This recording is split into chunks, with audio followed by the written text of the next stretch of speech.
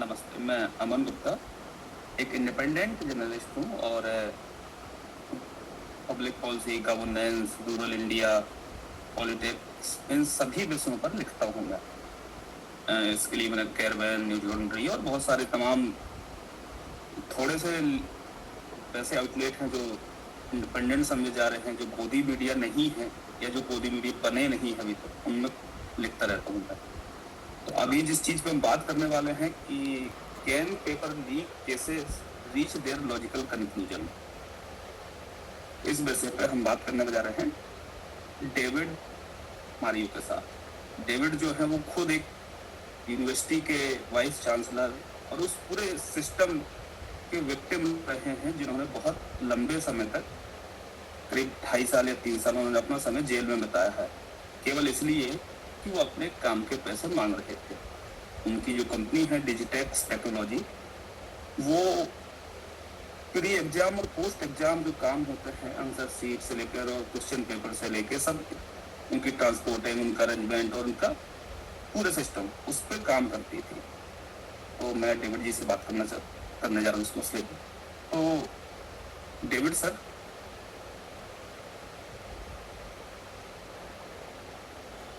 हाँ अमन जी, नमस्कार। नमस्ते, कैसे हैं आप सर? जी बताएं। तो मैं शुरू करता हूँ। अपना पहला सवाल तो नहीं, लेकिन मैं जानना चाह रहा हूँ उस ड्यूरेशन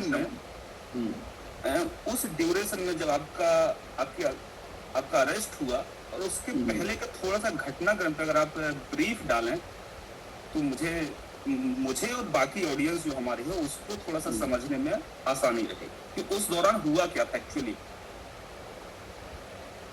हम लोग यूपी में 6 यूनिवर्सिटीज में एग्जामिनेशन रिलेटेड हुआ करते हैं। क्वेश्चन पेपर का काम हम लोग नहीं करते हैं। क्वेश्चन पेपर का काम जो बड़े बड़े कॉन्फिडेंशियल प्रेस हैं वो करते हैं। बाकी हमारा सॉफ्टवेयर रिलेटेड स्टूडेंट के रजिस्ट्रेशन से लेके एंड रिजल्ट तक सारा काम हम लोग की एजेंसी 6 यूनिवर्सिटीज में कर रही थी 2023 तक। और इस पर्टिकुलर यूनिवर्सिटी जो आगरा यूनिवर्सिटी है, हम 2014 से वहाँ कर रहे थे काम, 2014 से। आगरा यूनिवर्सिटी बहुत ही खराब स्टेट में थी जब हम लोग वहाँ गए थे। एग्जामिनेशन टाइम पे नहीं होते थे, मार्कशीट बिकते थे, ये सब मीडिया में है, मैं बहुत ज़्यादा उस पर टाइम नहीं वेस्ट करूँगा। तो 2014 से हमने वहाँ काम चालू किया था और 15 से तो पूरी 2014 में थोड़ा सा काम जो उनका बचा था उनका कलोकेशन नहीं हो पाया था, इसलिए हम लोगों को वहाँ बुला के काम दिया गया था। 15 से लेके हमने 2022 तक वहाँ काम किया। एक और आपको क्योंकि इतने लोग हैं यहाँ पे एस्टीम लोगों को मैं ये बताना चाहता हूँ कि देखिए, एग्जामिनेशन का काम जो पहले इंडिया में होता था और अभी भी जो नीट हो रहा है, ये ऐसा काम है कि अगर एक भी बैड एप्पल पूरे सिस्टम में रहा तो वो आपका एग्जामिनेशन कॉम्प्रोमाइज कर देगा। कोई भी इन्विजिलेटर हो, ट्रांसपोर्टर हो, कोई एक आदमी भी इस सिस्टम में, तो पेपर लीक होते रहता है। अगर आपके पास सिस्टम का कंट्रोल नहीं है तो आप उसको कंट्रोल नहीं कर सकते। वो इन्विजिलेटर जो है वो पेपर लीक कर देगा और 100 क्वेश्चन 150 क्वेश्चन आते हैं, पेपर मिल जाएगा। जो मॉडस ऑपरेंडी होता है वो 8-10 लोग उस सब्जेक्ट के एक्सपर्ट रहते हैं, वो 10 मिनट पेपर सॉल्व करके वो वापस सेंटर पे दे देते हैं। आप कहाँ से रोक लीजिएगा? पेपर लीक रोका है अगर किसी ने तो वो हमारे सीएम साहब हैं। यूपी में भी एक पेपर आउट हो गया था, उसके बाद से पुलिस का जो पेपर है, क्योंकि वो एंड टू एंड वो पुलिस के कंट्रोल में रहता है। सेंटर्स तो उन्होंने जैमर्स लगा दिया। हम लोग तो उस समय से काम कर रहे हैं जब कुछ नहीं था, मैनुअल फॉर्म भरे जाते थे। मैं सन 2000 की बात बता रहा हूँ आपको, है ना। आप जितने लोग हैं यहाँ पे, अगर उनकी एज लगभग 35-40 साल है तो वो जानते हैं कैसे मैनुअल फॉर्म भरा जाता था, मैनुअल फॉर्म जमा होता था।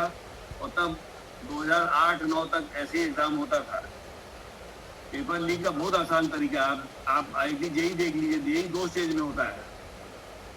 हम भी रेलवे का लगभग 9 साल एग्जाम कराए हैं, हम लोग भी 2 स्टेज में पेपर कराते थे। फर्स्ट स्टेज में देखिए 100 सेंटर है, और 100 सेंटर में अगर एक इन्विजिलेटर या एक स्कूल का प्रिंसिपल या कोऑर्डिनेटर चाहे तो वो पेपर बाहर भेज देगा, आप उसको रोक नहीं सकते थे, किसी भी तरीके से नहीं रोक सकते। आप जैमर लगा दिए, कैमरा लगा दिए, अगर उसको बाहर पेपर देना वो पेपर देगा।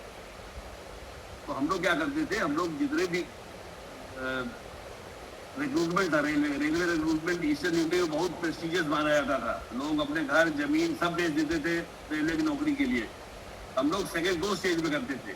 जैसे मान लिए 20 लोगों की अपॉइंटमेंट होनी है, तो हम लोग 5 टाइम्स या 10 टाइम्स पास करते थे स्टूडेंट्स सेकेंड स्टेज के लिए। और सेकेंड स्टेज एक 2 सेंटर में करा लेते थे जहाँ पे पेपर आउट होने का चांस नहीं होता था, और बहुत सक्सेसफुली हमने 8-9 साल किया। कभी कोई शिकायत नहीं मिली कि पैसा लेके या गलत कैंडिडेट को आ गया। इसी तरह IIT में देख लीजिए, IIT अगर सेकेंड स्टेज करती है तो वो रिटर्न करती है। नीट की यही गलती है, एक स्टेज में आप पूरे देश में कभी नहीं रोक पाएंगे। आप क्या सोचते हैं इस बार सेकेंड स्टेज में नहीं आउट हुआ को पता नहीं चला है। पता तब चलता है जब कोई ईमानदार आदमी हमारे तरफ बोलता है, लेकिन अब ईमानदारी बोलिएगा तो फिर आप खुद कॉम्प्रोमाइज हो जाएंगे। अच्छा ठीक है सर। आगरा में अपेरेंटली जो है मेडिकल जो BMS शायद होता है, BAMS ऐसा कुछ है, मेडिकल जो MBBS नहीं, जो मेडिकल के कॉपीज थे उनके जो बारकोड थे वो लीक हुए हैं। ये कब की बात है? ये कब की बात है सर? ये हमारे ख्याल से 2000 की कोविड के पहले की बात है, 18, 19, 20 की बात है ये। ओके। अच्छा, ये जो हमारा प्रकरण है वो वहाँ पे एक वाइस चांसलर थे विनय पाठक। विनय पाठक हम लोग को जानते हैं क्योंकि बहुत छोटी स्टेट है यूपी का, हम लोग हर जगह काम करते हैं। तो विनय पाठक के समय एक कोई डॉक्टर, मुझे ध्यान है जब विनय पाठक VC बने थे तो उन्होंने कहा कि भाई आइए और आपकी बिल सुना पेंडिंग है, आप आके, क्योंकि मेरे जानने वाले थे, आइए और इसको बता दीजिए, हम पेमेंट कराते हैं, कोशिश करते हैं आपका पेमेंट करने के लिए। तो जब मैं 25 जनवरी या 26 जनवरी ऐसे कुछ के डेट है, 2022 की बात है ये, जब वो आए थे शायद। तो मुझे ध्यान है कि वहाँ मेडिकल कॉलेज की एक लेडी डॉक्टर हमारे कंट्रोलर से बात कर रही थी। तो दोनों लोग आपस में बात कर रहे थे, तो मैं दूर खड़ा था, तो कंट्रोलर यादव जी ने मुझे बुलाया। डेविड देखो ये लेडी क्या कह रही है। उनका कहना था कि साहब MD की कॉपी में भी शायद कुछ मैनिपुलेशन हुआ था, री-इवैल्यूएशन भी एक प्रोसेस है वहाँ पे। उसमें उस लेडी ने कहा साहब हम इस आंसर पे 4 नंबर दे ही नहीं सकते हैं 5 में से, इतना कम लिखा था, और अभी आपने जब हमें पेपर भेजा तो उसमें 4 नंबर दिया गया है, तो ये कैसे हुआ है। तो हमसे उन्होंने बुलाया कि डेविड देखो इस तरह की शिकायत है। तो हमने कहा साहब आप ऐसा है कि आप VC साहब से कह के इंक्वायरी कराइए इसकी। हम ऑफ हैंड कैसे बोल सकते हैं, कोई कॉपी तो हम लोग के कंट्रोल में रहता नहीं, कॉपी तो यूनिवर्सिटी ले जाती है, यूनिवर्सिटी सेंटर में भेजती है, इवैल्यूएटर आते हैं, इस तरह ये सारा यूनिवर्सिटी कंट्रोल है। हम लोग कैंपस के अंदर कॉपी कोड करके यूनिवर्सिटी को हैंड ओवर कर देते थे। तो उसके बाद ये हुआ कि अगस्त में 26 अगस्त को ये न्यूज आया कि यूनिवर्सिटी का एक एम्प्लॉय था, वो कॉपीज लेके जाता था एक छोटे से टेम्पो में। उसने एग्जामिनेशन सेंटर से कॉपी लिया, और वो हमारा एक छलेसर कैंपस था यमुना एक्सप्रेस वे के पास, लगभग 8-10 किलोमीटर था, यमुना जी के उस पार था।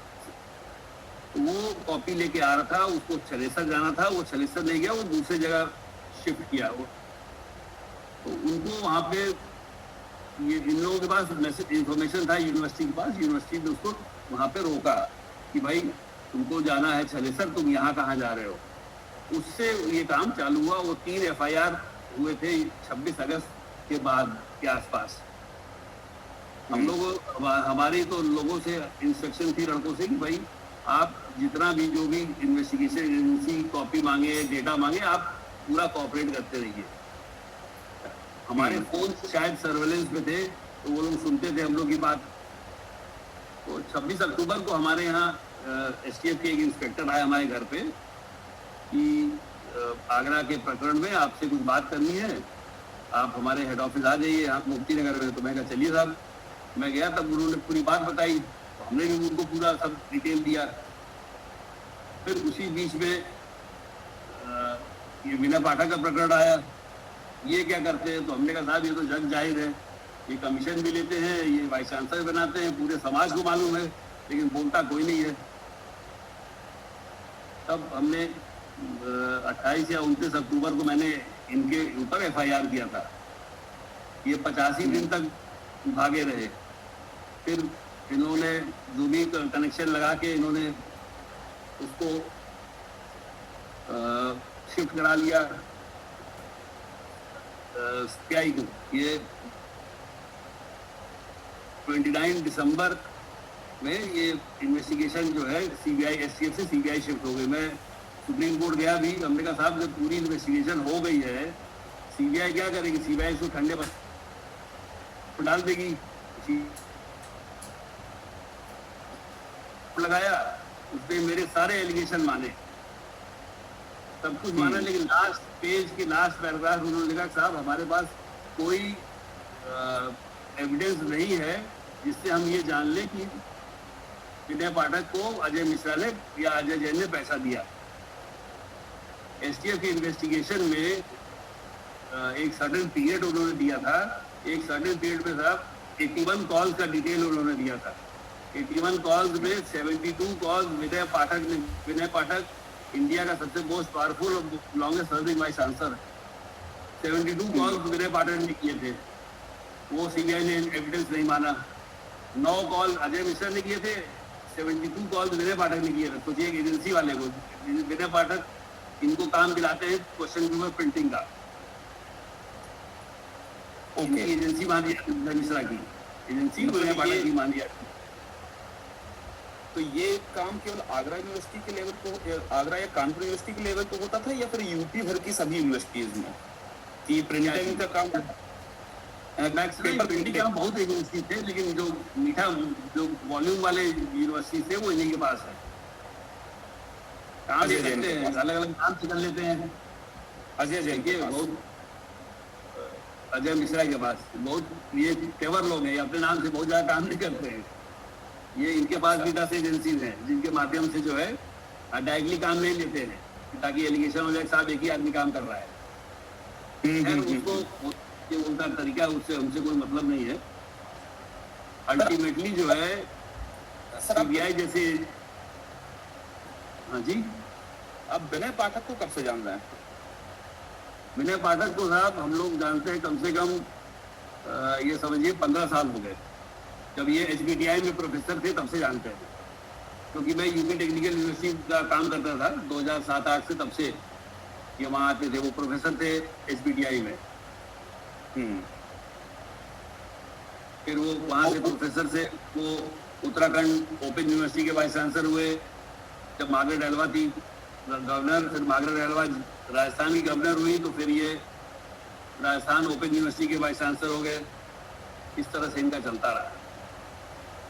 तो ये मतलब इनका जो राइज है विनय पाठक का, ये अक्रॉस द पॉलिटिकल लाइन है।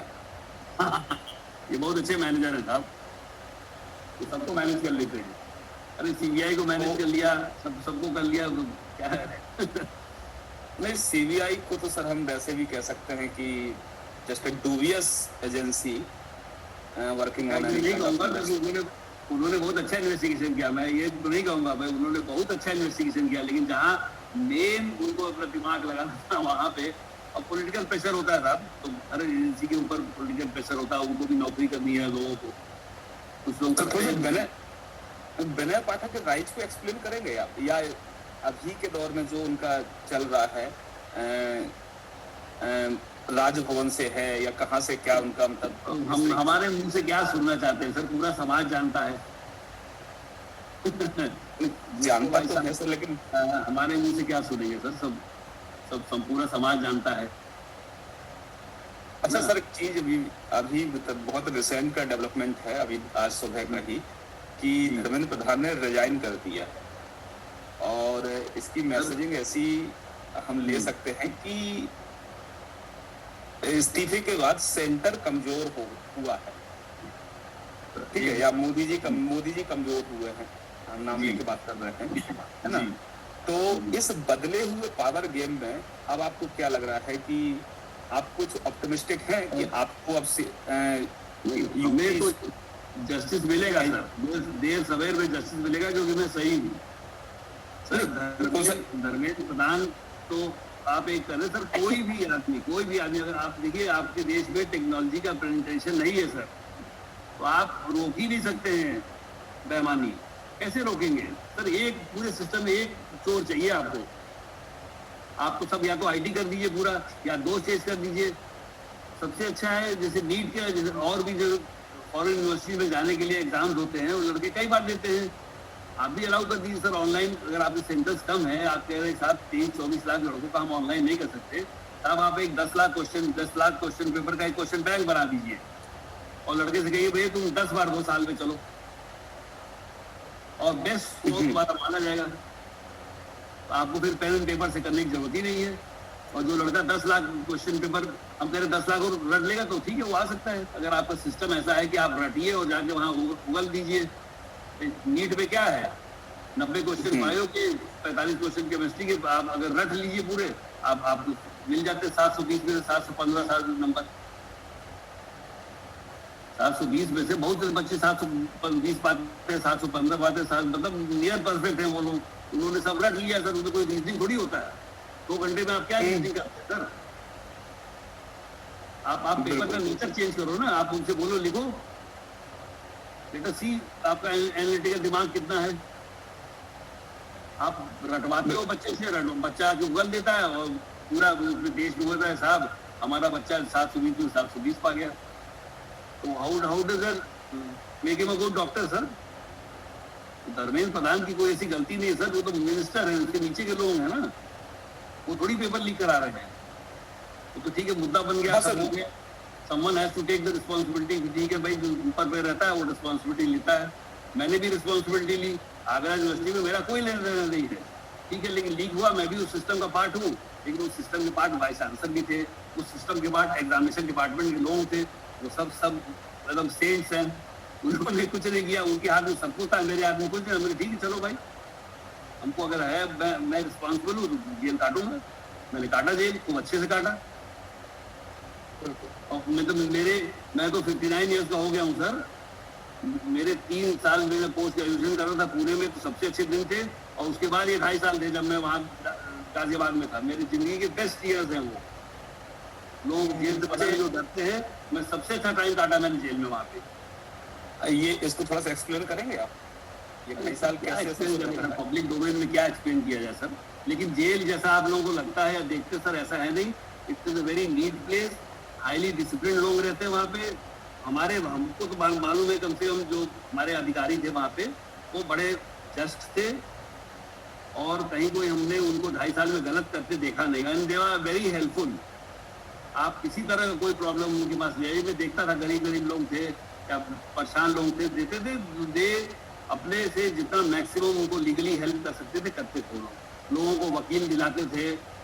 कौन करेगा भाई साहब, शहर में कोई करता है क्या? इतने यहाँ वकील साहब लोग हैं, कितने लोगों ने फ्री में केस वहाँ लड़ाया, गरीबों को हेल्प किया है कि चलो भाई हम तुम्हें लीगल वो दिलवाएं।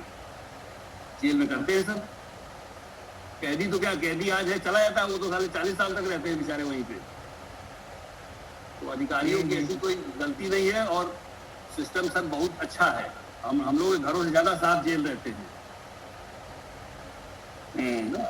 वो लेकिन बदनाम कर दिया गया ना उनको सर। अब ठीक है सर, बदनाम कर दिया तो क्या करना है सर, बदनाम। लेकिन जब आप एक्सपीरियंस करेंगे तब तो आप बदनाम कर सकते हैं ना सर। हम किसी के बारे में बोल रहे हैं और जिसके बारे में हम कभी मिले नहीं है, जानते नहीं है, तो ठीक है हम बोल सकते हैं। सोशल मीडिया सर, जैसे धर्मेंद्र प्रधान का सबने गला दबा दिया, क्या उनकी क्या गलती थी सर?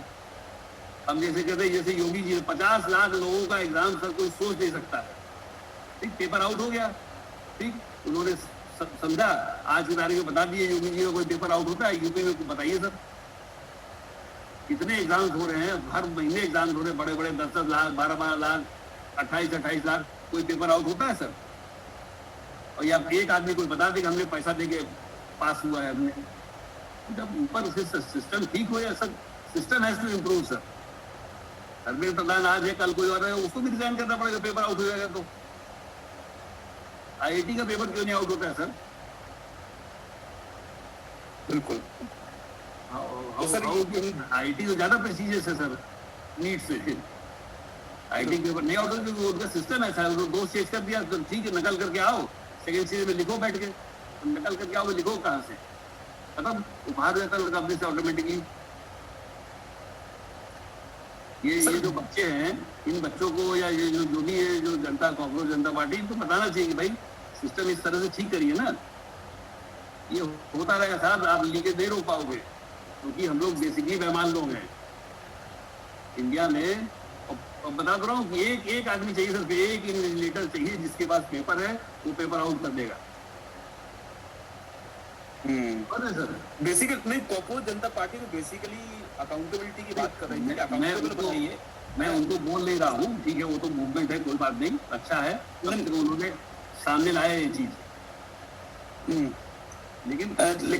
लेकिन उसी सिस्टम में विनय पाठक जैसे लोग हैं, तो मैं जानना चाहूंगा, थोड़ी सी कोशिश कर रहा हूँ एक्सप्लेनेशन आपसे चाहिए कि विनय पाठक का पावर सेंटर कहाँ है, जो उन्हें मतलब सीबीआई जैसी जांच एजेंसी से बचाए रखा है, या फिर वो अपने 20 साल के कैरियर में 5 साल प्रोफेसर रहने के बाद वो वाइस चांसलर बन जाते हैं, जबकि यूजीसी की गाइडलाइन। सर ऐसा थोड़ी है सर, सीबीआई पहली बार इन्वेस्टिगेशन कर रही है, ऐसे बहुत लोग छूट गए सीबीआई से सर।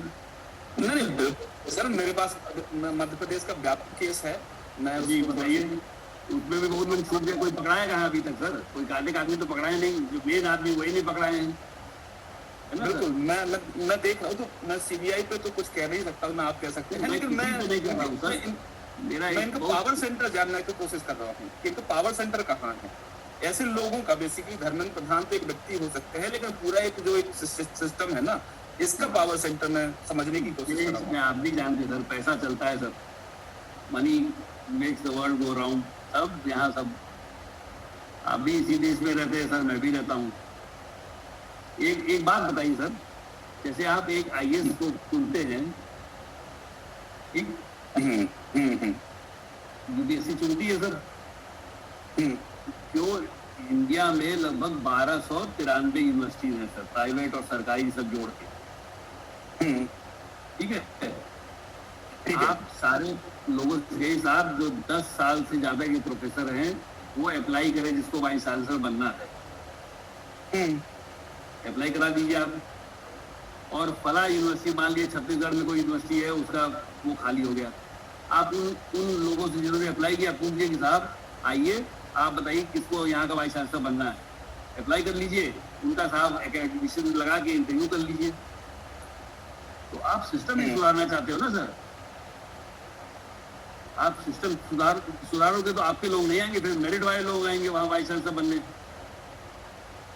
उसी अकाउंटेबिलिटी की बात कर रहे हैं कि ये कैसे फिक्स हो सकता है, क्या या मतलब इस तरीके से होगा क्या कि जो मोदी जी ने कहा कि हम फास्ट ट्रैक कोर्ट बनाएंगे और जुर्माना और बहुत कड़ी सजा 10 साल तक, उस तरीके से क्या इससे अकाउंटेबिलिटी फिक्स हो सकती है क्या? मर्डर में लाइफ इम्प्रिजमेंट नहीं होता है, मर्डर रोज मर्डर हो रहा है, लाइफ इम्प्रिजमेंट तो है मर्डर में, सबको मालूम है ना। पॉस्को देखिए इतना कड़ा हुआ, क्या हुआ, मार देते हैं लोगों को, अभी कोई बंद हो जाता है क्राइम अगेंस्ट चिल्ड्रन या वुमेन, कभी नहीं क्राइम रुकेगा।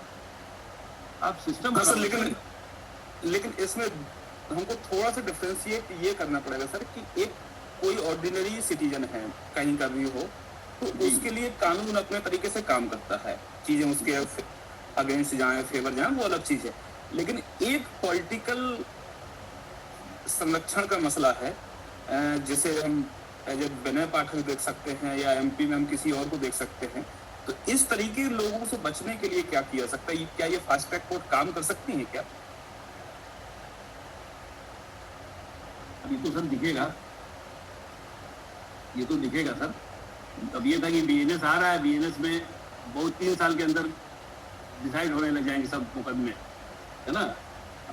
बीएनएस 1 जुलाई 2024 से आई है, अब आप देख लीजिए कितने मुकदमे, क्या क्या वकील लोग हमारे माननीय सब हैं यहाँ पे, आप बताइए पेंडेंसी कम हुआ कुछ? 66 लाख केसेस हैं सर हाई कोर्ट में, 66 लाख सारे हाई कोर्ट में। तो ऐसे ठीक हो जाएगा सर, कानून बनाने से ठीक हो जाएगा, बहुत टाइम लगेगा सर, अभी बहुत टाइम। और किसी एक आदमी पे आपको सिस्टम सुधारना है, धीरे धीरे डेमोक्रेसी है सर, डेमोक्रेसी धीरे धीरे धीरे धीरे यहाँ होगा। हाँ ये है कि आप आइडेंटिफाई कर लीजिए कि आपके प्रोसेस में कहाँ गलती है, सिलेक्शन प्रोसेस में कहाँ गलती है, स्क्रीनिंग प्रोसेस में कहाँ गलती है। विनय पाठक पे तो प्लेगरिज्म का मुकदमा था, राज्यसभा में उठा भी है उनकी पीएचडी पर, उनके पीएचडी पे। अब बताइए, वो भी वाइस चांसलर बन गए, वो लॉन्गेस्ट सर्विंग वाइस चांसलर है इंडिया के। कितनी मतलब विडंबना है, देखिए हंसी की बात है, बताइए। तो अभी इस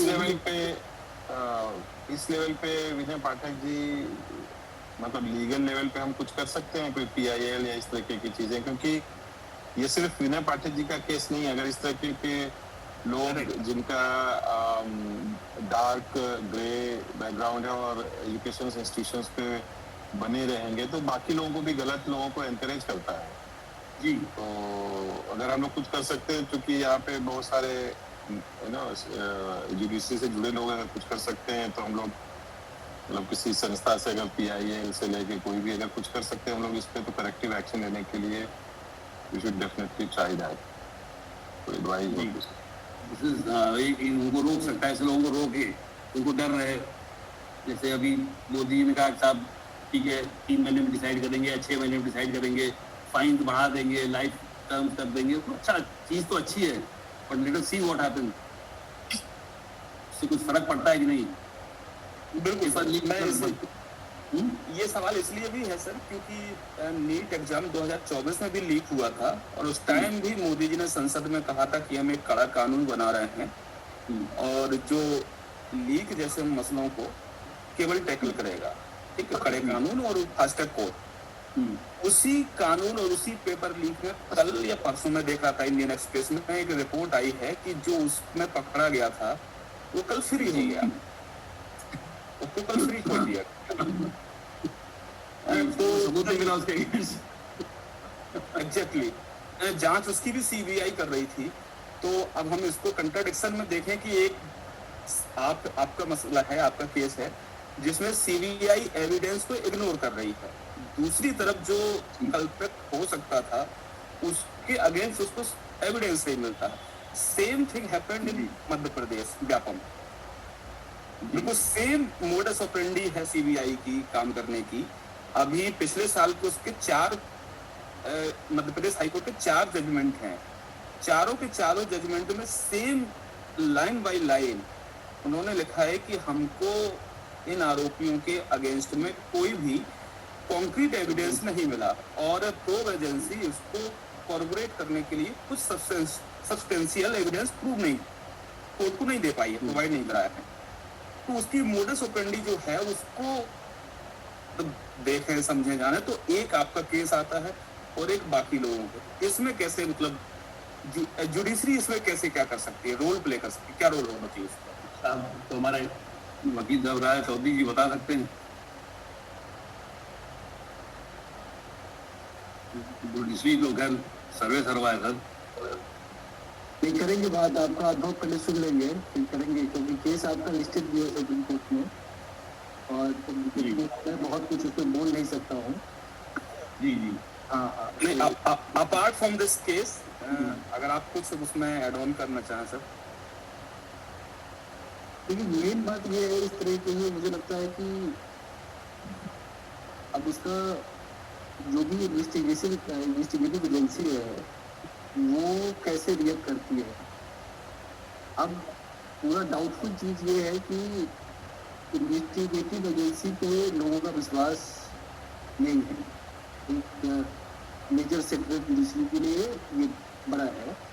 दूसरा ये है कि there are some evidence also कि जो आपको विश्वास दिलाती है कि इन्वेस्टिगेटिव एजेंसी पे विश्वास नहीं कर सकते।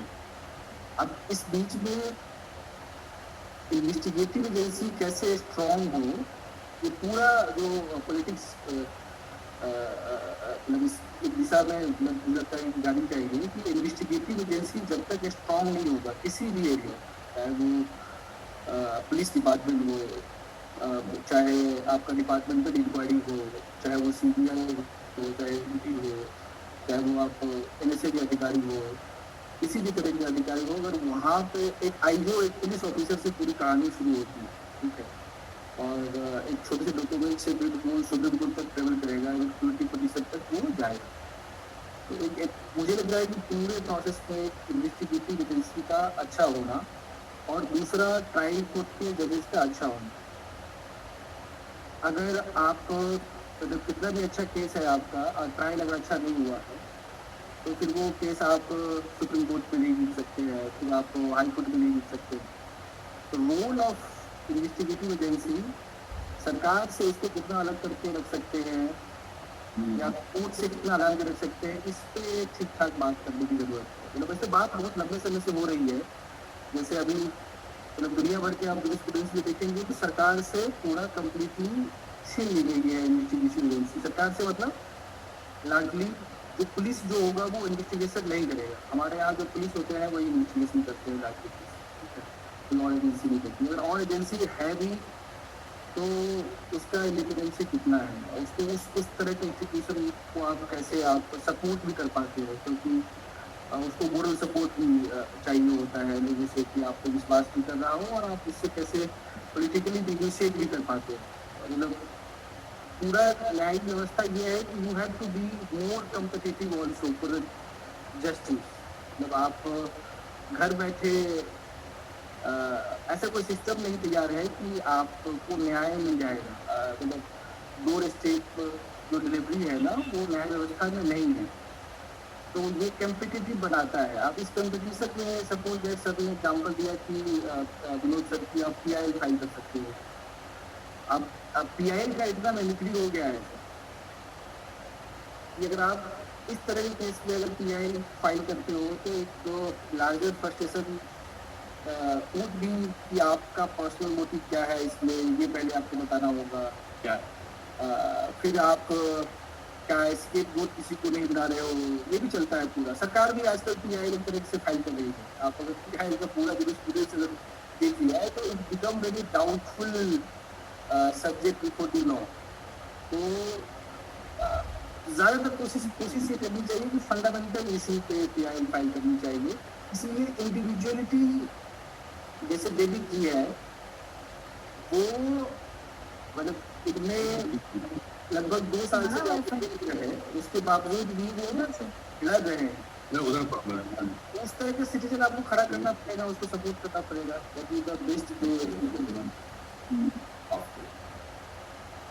रेदर देन लुकिंग कि पब्लिक इंटरेस्ट लिटिगेशन कोई इंस्टीट्यूशन इसको उठाए, इंडिविजुअलिटी पे लागत की जो एग्रीव्ड है इन सब चीज़ों से लेकर के वो आपके पास आए तो it will become the more appropriate to say the court. उसका पॉलिटिकल रिपरकशन होगा बाद में जाकर के, but it's help some time.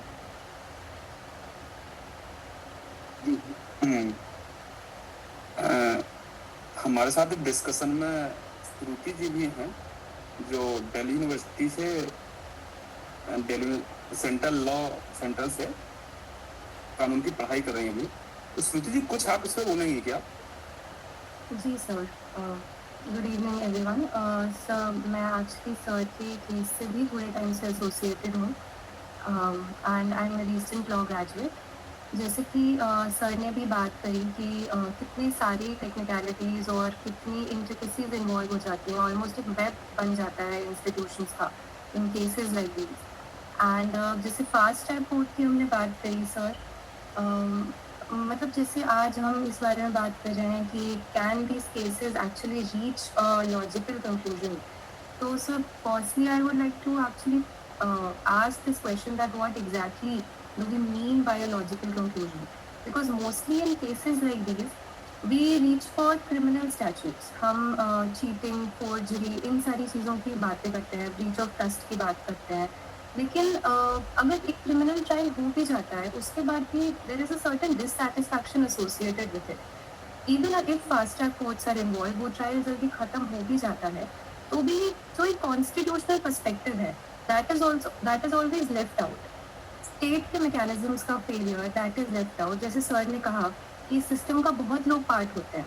A lot of people are part of this system and there are levels to it. लेकिन एक scapegoat हमेशा बना लिया जाता है, बर्डन एक इंसान पे शिफ्ट कर दिया जाता है, and that person ultimately goes to trial and is convicted, acquitted, whatever happens in that entire process. But even after that, this constitutional lens, particularly जैसे कि competitive exams लोगों के लिए इंडिया में स्पेशली एक जरिया है. It is almost like a ticket out of poverty for a lot of students and for their families even. तो यहाँ पे आर्टिकल 14, आर्टिकल 16 मतलब equality before the law and equality in public employments, इसका role भी आ जाता है. And जब ऐसा सिस्टम कॉम्प्रोमाइज होता है then it is not just the students who are being affected. Of course primarily उनके साथ गलत हो रहा है, they are the ones who are the victims to this problem. But largely sir ये एक स्टेट की अपैरेटस का भी फेलियर है. एंड यहाँ पे अगर हम सिर्फ ट्रायल की और क्रिमिनल कन्विक्शन की बात करते हैं तो मुझे ऐसा लगता है कि वो डिस्कशन सर थोड़ा अधूरा रह जाता है. एंड कॉन्स्टिट्यूशनल पर्सपेक्टिव इस पर इन्वॉल्व होना बहुत इम्पोर्टेंट है. एंड जब भी सर इस तरह के केसेस होते हैं, there is any paper leak case, तो एक ritual kind of unfolds. It becomes almost predictable कि केस में आगे क्या होगा, कैसे होगा, how there will be national outreach, then suddenly a face will appear and then an individual who becomes kind of the container of the entire scandal. That person is sometimes arrested, investigative agencies build a charge sheet, there is a media coverage. And that decision, ultimately after trial, whatever happens, it reads like that has resolved the paper leak. But it doesn't work that way, because institutional conditions that have allowed this leaks are inadequate wo hai. And there is no, a lot of time there is no chain of custody protocol that is missing, and that ultimately does not get fixed. So largely sir, I think दो perspective इससे निकल के आते हैं. एक ये कि शायद ऐसा इसलिए लगता है कि there is no logical conclusion to it, क्योंकि सर हम सिर्फ क्रिमिनल साइड देखते हैं और इसको कॉन्स्टिट्यूशनल लेंस से नहीं देखते हैं. एंड सेकेंडली इंडिविजुअल को जो बर्डन दे दिया जाता है, एक इंडिविजुअल के ऊपर जो पूरा बर्डन शिफ्ट कर दिया जाता है, that is inadequate and that is incomplete. क्योंकि अगर कन्विक्शन हो भी जाता है तो the larger systemic failure that still remains. Shruti, मैं थोड़ा सा ये जानना चाह रहा हूँ कि आप इस ये कॉन्स्टिट्यूशनल लेंस की जो बात कर रही हैं, आप इसको थोड़ा सा एक्सप्लेन करेंगे क्या कि ये कैसे इस तरीके से? जी सर. सर जैसा मैंने कहा कि कॉम्पिटिटिव एग्जाम्स लोगों के लिए इस देश में जरिया है, ticket out of poverty. And बहुत साल लोग अपनी लाइफ के बच्चे देते हैं इस चीज़ को हर दिन, बहुत टाइम तक, बहुत अटेम्प्ट्स के. And ultimately sir this is the state's promise to its students that एक level ground create किया जाएगा, that every student running in the race would start from the same baseline. And sir, ultimately when a paper is leaked or when the integrity of the system is compromised, then sir Article 16, which promises equality in matters of public employment, that is compromised. Article 14, that is equality before the law and fairness, that is compromised. So that is why sir constitutional lens, I believe, is very important here.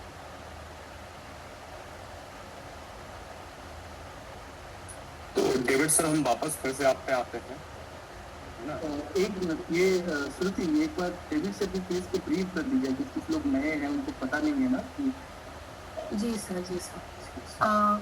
तो David sir actually 2-2.5 साल से he has been pursuing these remedies, and he was actually associated with universities in Uttar Pradesh, where they provided technical supports for examination. Question paper बनाने से कोई association नहीं था, but technical support था.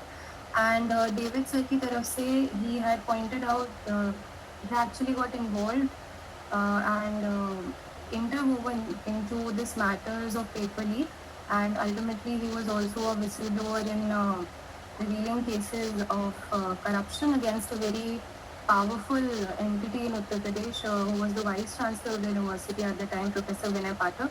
And since then, David sir has been pursuing this matter in courts in Uttar Pradesh and Supreme Court as well.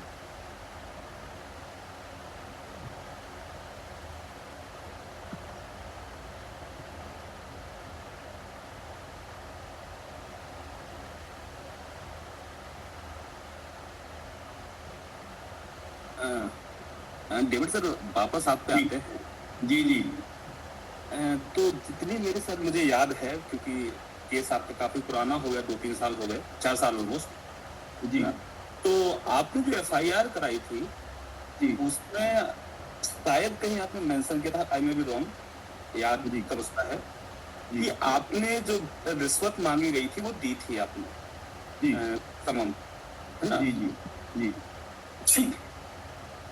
तो वो जो एक आपने मतलब उस पे अपनी रिस्पॉन्सिबिलिटी ली कि भाई इन्होंने रिश्वत का पूरा एक नेक्सस है जो इस तरीके से काम करता है, तो आपने वो दिया उनको।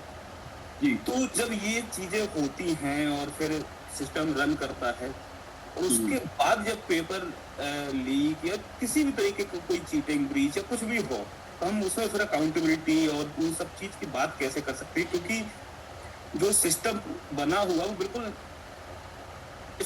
टॉप ऑफ द टाउन से यही ये मतलब है कि उसमें रिश्वत और पैसा और सब चीजें इन्वॉल्व होती हैं। मान लीजिए कि ये टेंडर स्टार्टिंग है और उसकी पहली स्टेज में अगर पैसा है या रिश्वत ले जा रही है, दी जा रही है, तो वो फिर उसके बाद हम बहुत अपर स्टेज पे या अपर उसमें जाके देखेंगे तो उसमें फिर अकाउंटेबिलिटी कैसे फिक्स हो सकती है? थोड़ा सा इसको हमको सब देखिए, पहले तो जो आपके ब्यूरोक्रेसी है, जो अधिकारी है, अल्टीमेटली यही डिसाइड करते हैं सिस्टम को। जब इनको आप चूज करेंगे कि ये मेरा आदमी है तो ये इस सीट पे बैठेगा, तो ये मेरा आदमी है तो मेरे हिसाब से काम करेगा।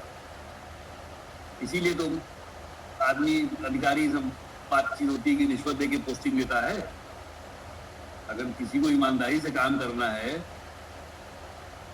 तो वो क्यों रिश्वत देगा? आपको चुनना, चुनिए। आप देखिए, यूनिवर्सिटी का वाइस चांसलर एक एकेडमिशियन होता है, समझे साहब। और विनय पाठक की सबसे पहली जो पोस्टिंग थी तो प्रोफेसर ही नहीं था, तो उसको बना दिया गया। तो जब ऐसा आदमी सिस्टम में आ जाएगा, सब तो क्या करेगा? उसको जो मालूम था उसने किया। बिल्कुल सर। थोड़ा सा नहीं, विनय पाठक बार बार आपके केस में आ रहे हैं और पूरे एजुकेशन सिस्टम पर भी आ रहे हैं। जैसे आपने उनको की थीसिस पर कहा कि वो उसमें राज्यसभा में उठा था, राज्यसभा में सवाल हाँ, था, सवाल उठा था उसका, एग्जैक्टली, वो ऑन रिकॉर्ड हो गया। तो विनय पाठक के प्रोफेसर बनने या VC बनने, इसका थोड़ा सा आप हमको डिटेल बता सकते हैं क्या? मैं इसलिए पूछ रहा हूँ, ये बहुत ज्यादा है। हाँ, इसका आइडिया नहीं। वो HBTI में थे, हाँ, HBTI में थे वो, वही से शायद प्रोफेसर बने हैं या हमको बहुत इसका प्रोफेसर बनने का आइडिया नहीं। वाइस चांसलर का ट्रेल तो पता है, अब प्रोफेसर तो देखिए इंस्टीट्यूट का इंटरनल होता है, कब बने कब नहीं। लेकिन अल्टीमेटली दिए गए थे देहरादून, जब उत्तराखंड ओपन यूनिवर्सिटी गए तब ये शायद वाइस प्रोफेसर नहीं थे। सबसे बड़ी गलती तो ये है। ऐसे ही बहुत से लोग, जैसे बहुत से आप पोस्टिंग पैसा दे के जो लेते हैं, वो कॉम्पिटेंट थोड़ी होते हैं। भाई हमने पैसा दिया, हमने टेंडर पाने के लिए नहीं पैसा दिया, हमने अपना पेमेंट निकालने के लिए पैसा दिया, जो कि पड़ा हुआ था काफी दिनों से, है ना? नहीं, बिल्कुल, मैं समझ रहा हूँ उनकी बात, लेकिन उसको ऑन रिकॉर्ड जो चीजें आ जाती है ना जी, वो फिर दूसरे तरीके से वर्क करने लगती हैं कि भाई इन्होंने पैसा दिया था पहले, है ना? तो फिर वो सिस्टम को अपने तरीके से फिर मैनेज करते हैं, जैसे कि विनय पाठक कर भी रहे हैं। लेकिन विनय पाठक क्या VC बनने की ट्रेल बता सकते हैं क्या सर? जो आप बता रहा हूँ, पहले ये उत्तराखंड ओपन यूनिवर्सिटी के वाइस चांसलर बने जब मार्गरेट रेलवा जी गवर्नर थी। फिर मैडम राजस्थान गई तो इनको कोटा ओपन यूनिवर्सिटी के वाइस चांसलर बने। फिर वहाँ से UP टेक्निकल यूनिवर्सिटी आए, 6 साल यहाँ रहे। फिर कानपुर में भी इनका दूसरा टर्म है, मतलब 3 साल हो चुका है, 3 साल अभी 27 में 6ठा साल खत्म होगा। He is the longest serving vice chancellor in India, continuous, कहीं ब्रेक नहीं हुआ। तो और एकेडमिक्स के नाम पे आप इनसे पूछ लीजिए क्या क्या जानते हैं। ये कंप्यूटर साइंस में PhD हैं। अभी इनसे अगर थोड़ी सी चीज़ पूछ दिया जाए कि 4 लाइन कोड नहीं लिख सकते, छोटा सा, हम कह दें कि जरा आप प्राइम नंबर जो सबसे पहले बच्चों को पढ़ाया जाता है, प्राइम नंबर जनरेशन प्रोग्राम लिख दीजिए, तो वो ना लिख पाएंगे वो, क्योंकि भैया प्रोफेसर हैं, वाइस चांसलर हैं और सर्वे सर्वा है स्टेट के। किसी को वाइस चांसलर बनना हो तो सबसे पहले कहता है आदमी जाके विनय पाठक से मिलो। अब आप बताइए, वाइस चांसलर का एडमिशन होता है, वर्ल्ड रिप्यूट का रिसर्च, आप रिसर्च तो देखो ना क्या रिसर्च किए हैं। कोई एक पूरे यूनिवर्सिटी में बता दे, शायद एक दो वाइस चांसलर ऐसे होंगे जो वर्ल्ड फेम के या वर्ल्ड रिनाउंड इनका रिसर्च होगा, है? ये नहीं दिखता है लोगों को। भाई ये तो स्टेट की जिम्मेदारी है ना कि अच्छे लोग आए सिस्टम में। डेविड जी, आप कुछ बता रहे थे कि रेजिग्नेशन ही एक बड़ा इशू है, तो आपने भी बोला कि आपने भी अपनी कंपनी से रिजाइन कर दिया, और आप जब आरोप आपके ऊपर मतलब करे तो आपने भी रिजाइन कर दिया। तो जब आप लार्जली पब्लिक लॉ भी ये कहता है और पोस्ट भी ये कहता है, कोई पोस्ट पावर जी जी लार्जली अगर पब्लिक अगर आपके खिलाफ हो जाए या मतलब आइडिया ऑफ जस्टिस को सपोर्ट करने के लिए आपको रिजाइन नहीं देना चाहिए, but there is the same time personal pain also, मतलब आप अलीज ही होते हैं। जैसे अरविंद केजरीवाल जेल जाने के बावजूद भी रिजाइन नहीं दिए थे कुछ। बिल्कुल बात नहीं सर, वो बड़े लोग हैं सर, हमारी तो नैतिकता, हम नैतिकता पे ही खड़े हैं सर। 60 साल हो गए, हमारे पिताजी भी नैतिकता पे खड़े रहे सर। वाइस चांसलर थे हमारे पिताजी, गोरखपुर यूनिवर्सिटी के अकेले डीएससी हैं सर, 1957 की यूनिवर्सिटी अकेले डीएससी है सर, और वो स्कूटर पर रिटायर कर गया, लेकिन सर शान से किया सर, किसी से 5 पैसा सर कोई गलत काम नहीं किया ना, 5 पैसा का कभी एलिगेशन रहा। और मेरे पे भी यही है सर। सर मैं आपको बताऊं, आज ये नीट नहीं करा, एक यहाँ हेल्थ डिपार्टमेंट था, उसमें बेसिक हेल्थ वर्कर का 13.5 लाख का एग्जाम था सर, 13.5 लाख, 1500 सेंटर थे 2010 में। मैंने एग्जाम कराया अकेले सर, स्टेट का मुझे एक पुलिस का कांस्टेबल नहीं मिला था, सब जगह पेपर हमारे लड़के लेके गए, एग्जाम हुआ खूब बढ़िया से, पेपर कहीं नहीं आउट हुआ सर जी। तो मैं तो सर 2010 में ही सब कर चुका हूँ सर। सर मैं दूसरा सवाल मतलब इसको तो 2023 में पूरा देश नहीं कर पा रहा है, कोई एयरफोर्स से पेपर भेज रहा है, कोई इससे भेज रहा है, कोई इससे भेज रहा है, उसके बाद भी आउट हो जा रहा है सर। हम तो अकेले थे सर, अकेले सब जगह 1500 सेंटर पे हमारे पेपर गए थे सर। 2010 की बात बता रहा हूँ, जब उसमें तो मोबाइल भी नहीं था किसी के पास ज़्यादा। एग्जाम हुआ खूब बढ़िया से सर, 13.5 लाख लड़कों का सर। तो ये हम लोग को क्या बताएंगे, बेईमानी और ईमानदारी सर, लेकिन अब ठीक है सर, ये शासन में है, इनके पास पावर है, तो जो कर रहे हैं सर। डेविड जी, मैं बेसिक सवाल ये पूछ रहा हूँ कि कई बार लॉ जो कन्विक्टेड व्यक्ति नहीं भी होता है, जो व्यक्ति क्राइम नहीं किए होता है, उसको भी सजा सुना देती है, ठीक है, ऐसा हुआ है लॉ में बहुत सारी, ठीक है जी, बहुत सारे जजमेंट ऐसे हैं जहाँ पे आपको लगेगा कि गलत जजमेंट पास हुआ जी। वैसे सोशल कन्विक्शन भी होता है जी जी। आप एक्यूजिशन पे आपको रिजेक्शन देना है, इसको ये कैसे समझते हैं उसको आप, उस फीलिंग को शेयर कीजिए आप कि कैसा होता है वो तो न्याय की है। मुझे तो कभी ऐसा कुछ लगा नहीं सर। मैं तो 7 जनवरी से मैं बाहर हूँ, 8 जनवरी से, और उतने ही लोग, उतने ही प्यार मोहब्बत जो पहले था, और उतने ही वो जानते हैं कि मैं इनोसेंट हूँ सर, सबको मालूम है ये चीज़। और हमारे अब तो खैर ट्रायल चल रहा है, मैं क्या बोलूँ, कोई प्रूफ नहीं है सर, है ना। एक प्रूफ है जो इनके चार्जशीट में है, वो भी हमारे एम्प्लॉय के उसका है, उसके घर भी ईडी वाले गए थे, लेफ्ट हैंड से उसकी डायरी पे डेविड सर और राहुल 1.5 लाख लिख के, बस वही प्रूफ है, बस उससे साइन करवा लिए, पूरी डायरी साइन कराया, उस पेज पे भी साइन कराया, यही प्रूफ है बस सर, और कोई प्रूफ नहीं है। मेरा क्या लेना देना भाई, काम आगरा में हुआ, मैं लखनऊ रहता हूँ, है ना। और मैं हम तो सर 1998 से कर रहे हैं सर, 1998 मतलब मैं करोड़ों लोग का एग्जाम करा चुका हूँ, और चार्जशीट में पढ़ने में तो हंसी आएगी, पढ़ने में 5,000 10,000 इस तरह का वो इनकी चार्जशीट ट्रांजैक्शन से हुए सब। तो सबको मालूम है सर, हमारे ईडी के ऑफिसर को मालूम लगे कि भाई हम लोग तो अपना काम कर रहे हैं, क्या करें भाई, नौकरी करनी है। तो सर ठीक है, आप लोग अपना काम करो, कोई दिक्कत नहीं है। मैं जेल गया, जेल में भी इसीलिए ऊपर वाली कृपा रही, कभी कोई परेशानी नहीं, 5 सेकंड की भी परेशानी नहीं हमको लगी सर वहाँ पे, और खूब बढ़िया अपना इज्जत कमा के आया वहाँ से। सर वो सोशल जो चोर होता है सर, वो डरता है, उसकी सोशल इमेज खराब होती है सर। मैंने कभी कोई चोरी नहीं की सर, है ना। और अभी भी ठीक है, सुप्रीम कोर्ट 3 बार 4 बार सर लिस्ट नहीं हो पाया है, हो सकता है देखिए 28 तारीख को लिस्ट हो जाए, फिर मैं लड़ता तो रहूंगा, क्योंकि मैं सही हूँ। मुझे किसी चीज का डर है सर, मुझे किसी चीज का डर नहीं है। पैसा नहीं मेरे पास, ठीक है, इज्जत तो है सर मेरे पास, तो वही चाहिए। विनय पाठक हर आदमी गाली देता है, लेकिन वो ये भाई वो पावर में है तो ओपनली नहीं करते, पीठ पीछे सब गाली देते हैं, सब चोर कहते हैं उसको। ये यूपी से सीबीआई के पास कैसे केस पहुंची? सर ये तो इन लोगों ने ट्रांसफर किया सर, स्टेट गवर्नमेंट ने 29 दिसंबर को। क्यों?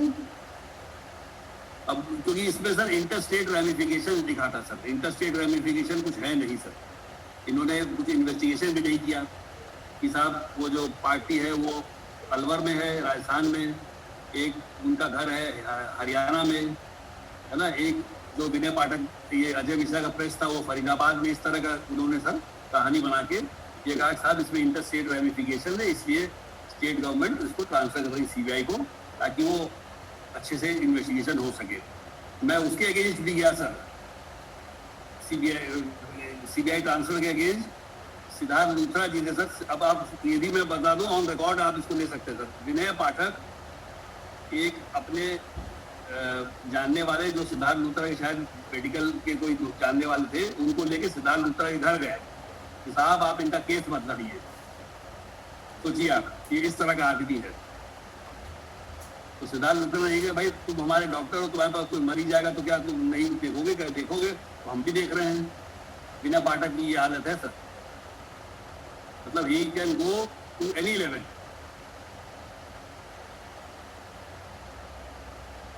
तो ऐसे आदमी से जो लड़ने को बनता है सर, ऐसे आदमी से लड़ने में मजा आएगा। कहाँ तक जाएंगे सर? एक जिंदगी है और ये यही रहेंगे, मैं भी यही रहूंगा और मैं जीतूंगा सर। तो मुझे 101% है कि ये चोर है। आज नहीं कल जब कहीं सरकार बदली, अब गोज आउट ऑफ, जो पावरफुल लोग हैं उनके अगर ये अलग हो गए तो खत्म हो जाएंगे सर। सर लेकिन ये इतना आसान होगा क्या? क्योंकि जिस तरीके से कह रही है, ये मैनेजर टाइप जो आदमी है, ये मैनेजर हैं हर बात नहीं सर, सबका सूर्य अस्त होता है, सबका सूर्य अस्त सबका होता है सर, इनका भी होगा। तो इनका सूर्य हमारे हाथ से होगा। सर मैं थोड़ा सा और पीछे चलूंगा। आपकी जो फैमिली है, मतलब जैसे आपने बताया कि पिताजी आपके वाइस चांसलर थे गोरखपुर यूनिवर्सिटी के, आपके भाई भी सारे अकेले डीएससी थे सर। पीएचडी के बाद एक डिग्री होती है DSC, doctor of sciences. Vice chancellor बहुत होते हैं सर। बिल्कुल बिल्कुल,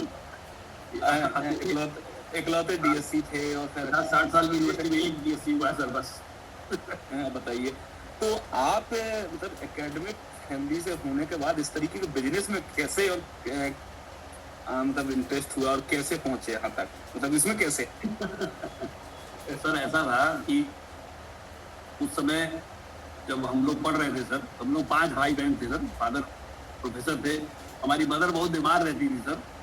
तो जनरली है तो भाई उस समय प्रोफेसर की इज्जत की नौकरी सर, लेकिन घर में सर पैसा 20-25 तारीख तक खत्म हो जाता था सर। तो मैंने सब काम करूंगा, मैं पढ़ाऊंगा नहीं सर। और फिर 98 के बाद तो 6th या 5th पे कमीशन हुआ, सैलरी अच्छी हो गई। लेकिन सर मैं गया था गोरखपुर यूनिवर्सिटी, फादर ने कहा कंप्यूटर साइंस डिपार्टमेंट तुम्हारे लिए खुलवा रहे हैं पीसी साहब, वहाँ आओ इंटरव्यू दो। तो मैं गया, मैंने इंटरव्यू में हाथ जोड़ा, हमने कहा साहब हमें पढ़ाना नहीं है, भीख मांग लूंगा लेकिन मैं पढ़ाऊंगा नहीं। क्योंकि सर हाईली डिससेटिस्फाइड मैं था सैलरीज को लेके सर।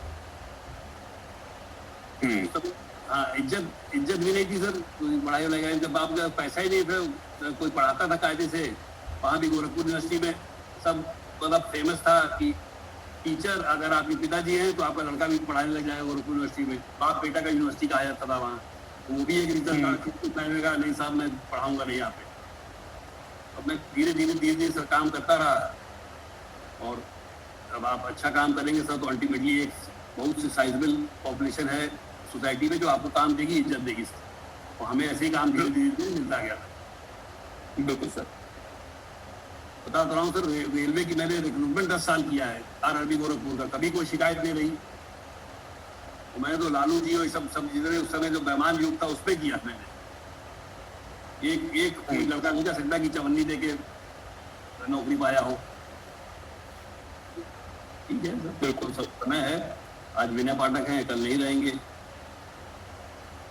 सर थोड़ा सा अजीब सा सवाल है ये मेरे लिए, मैं आपसे पूछ रहा हूँ, ये भी मुझे अजीब लग रहा है क्योंकि ये जो रिजीम है जिस दौर में हम हैं, इसमें रिलीजियस पॉलिटिक्स बहुत हावी है।